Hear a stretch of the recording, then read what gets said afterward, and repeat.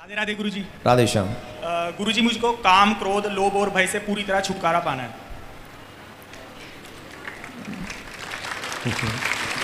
दोबारा बोलो। काम, क्रोध, लोभ और भय से पूरी तरह मुझे छुटकारा पाना है। थोड़ा सा मुझे और बताना अगर आपका हो तो मैं आपको बताऊं। बताओ बताओ। तो मैं पिछले 3-4 महीने माइक सामने रखो। मैं पिछले 3-4 महीने से हनुमान चालीसा का डेली पाठ कर रहा हूँ, श्री राम स्तुति कर रहा हूँ, श्री बजरंग बाण कर रहा हूँ।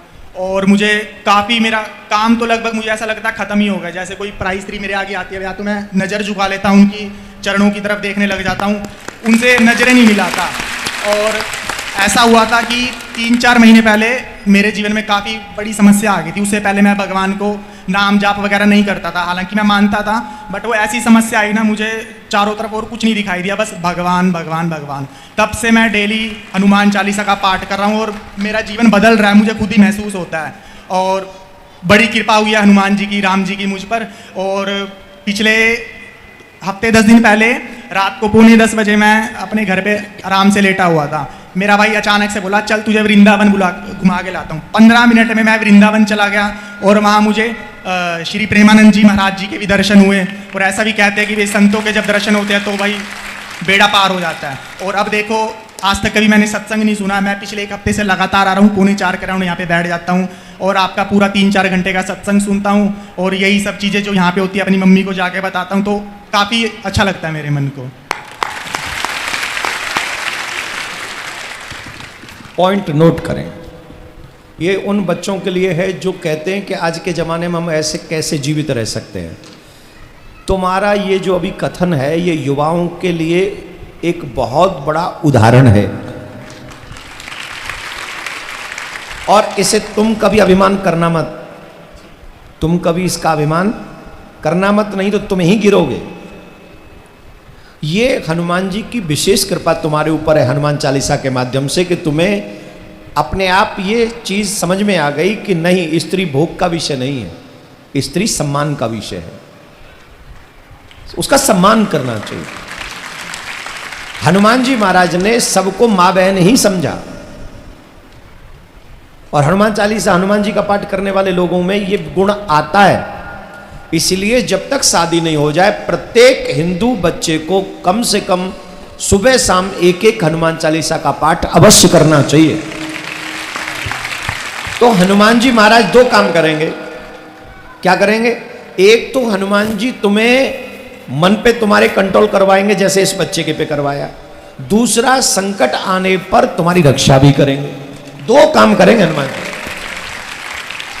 चरित्र का भी निर्माण करेंगे और जीवन की सुरक्षा भी करेंगे।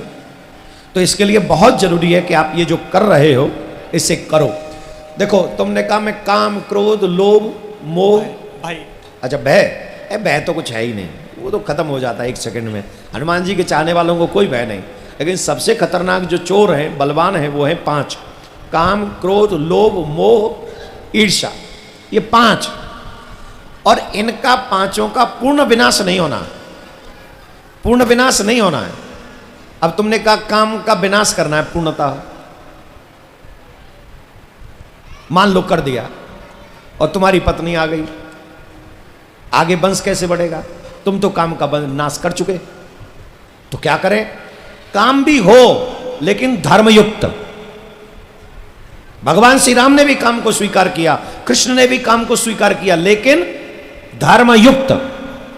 हमारे माँ बाप ने यूज किया, तब तो हम आए। तो काम सिर्फ और सिर्फ धर्मयुक्त हो, लोभ धर्मयुक्त हो, क्रोध धर्मयुक्त हो।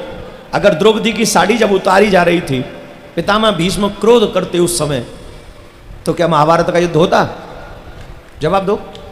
लेकिन वो क्रोध नहीं किए, वो मौन रह गए, और उस समय उनका मौन रहना इतना बड़े विनाश की जड़ बन गई। सेम कंडीशन आज की। हमारे कश्मीर में 27-28 लोगों को मार दिया गया, और हिंदू क्रोध न करे तो और कितने मारे जाएंगे, और अगर हिंदू क्रोध करे तो आगे मरने से बच जाएंगे। समझ में आ गई? तो क्रोध का भी प्रयोग देश और धर्म की रक्षा के लिए अगर हो तो वो क्रोध भी जरूरी है। कहने का मतलब है, जिन्हें आप जड़मूलन मिटाना चाहते हैं, जड़मूलन तो कभी मिटेंगे नहीं, उनकी डायरेक्शन धर्मयुक्त कर दो। जब तक पत्नी नहीं आएगी तब तक ब्रह्मचारी रहूंगा हनुमान जी की तरह। अकारण क्रोध नहीं करूंगा, जितना मिलेगा उसमें लाभ में ही संतोष करूंगा। मतलब मैं लोभी नहीं बनूंगा, हाय हाय मैं तो मर जाऊं, नहीं। जितना ठाकुर जी देंगे उतने में मैं लोभी बनना है नाम का। किसका? नाम जाप करना है, नाम जाप करना है, नाम जाप करना। इसके भयंकर लोभी बन जाओ तो नाम के लोभी बन जाओगे तो चकाचक आनंद आ जाएगा, तो वो बन जाओ। कहने का मतलब आप समझ गए होंगे मैं क्या कहना चाह रहा हूं। चारों पांचों चीजें होनी चाहिए, ईर्षा बिल्कुल नहीं होनी चाहिए, ईर्षा को खत्म कर दो। चारों चीजें हो लेकिन वो उनका सदुपयोग हो, दुरुपयोग ना हो। ऐसे में प्रिया कांजू से आपके लिए प्रार्थना करता हूं। धन्यवाद।